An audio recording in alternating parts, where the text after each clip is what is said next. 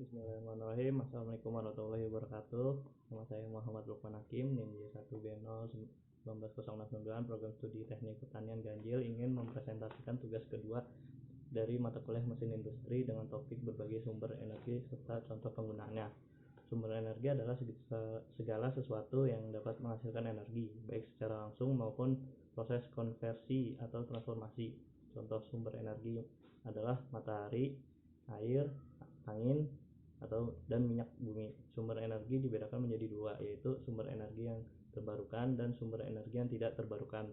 Sumber energi terbarukan meliputi matahari, angin, dan air. Sumber energi yang tidak terbarukan antara lain adalah minyak bumi, gas alam, batu bara, dan nuklir.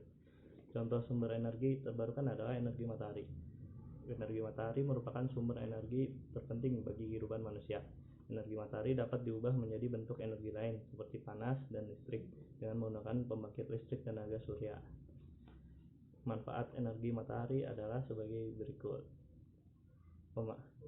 Sebagai pemanas bumi dan makhluk hidup yang ada di bumi. Energi panas matahari membuat udara dan air di bumi bersirkulasi sebagai penerangan pada siang hari sehingga dapat menghemat energi listrik.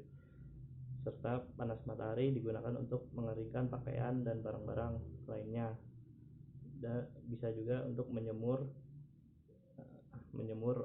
produk-produk makanan, dan dapat menjadikan cukup vitamin D. Energi angin adalah energi yang dihasilkan oleh udara dan dihembuskan ke permukaan bumi. Energi angin dapat diubah menjadi mekanik seperti menggunakan kincir angin yang dapat menghasilkan energi listrik. Manfaat energi angin antara lain sebagai berikut: menggerakkan kincir angin dan turbin angin sehingga dapat menghasilkan listrik, menggerakkan perahu layar untuk berlayar di lautan, membantu proses pengeringan pakaian. Energi air diperoleh dari energi air yang mengalir. Energi air menghasilkan tenaga air atau hydropower yang memanfaatkan pergerakan air dari bendungan. Pemanfaatan energi air dapat dilihat pada penggunaan pembangkit listrik tenaga air atau PLTA. Manfaat energi air adalah sebagai pembangkit listrik menggunakan turbin yang menggerakkan generator untuk menghasilkan listrik, kebutuhan transportasi, pariwisata, dan irigasi pada pertanian. Selanjutnya, sumber energi yang tidak terbarukan. Salah satunya adalah minyak bumi. Minyak bumi adalah cairan pekat yang dapat berada pada lapisan kerak bumi selama ratusan tahun. Minyak bumi telah membawa manfaat besar bagi orang-orang seluruh dunia.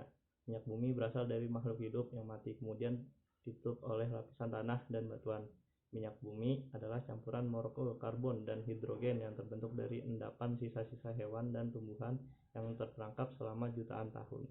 Manfaat dari minyak bumi adalah sebagai bahan bakar untuk memasak, sumber bahan bakar alat transportasi, manufaktur bahan atau sintetis senyawa dalam produk cat, kosmetik, plastik, karet, deterjen, dan sebagainya, sebagai pelumas atau oli pada berbagai mesin kendaraan.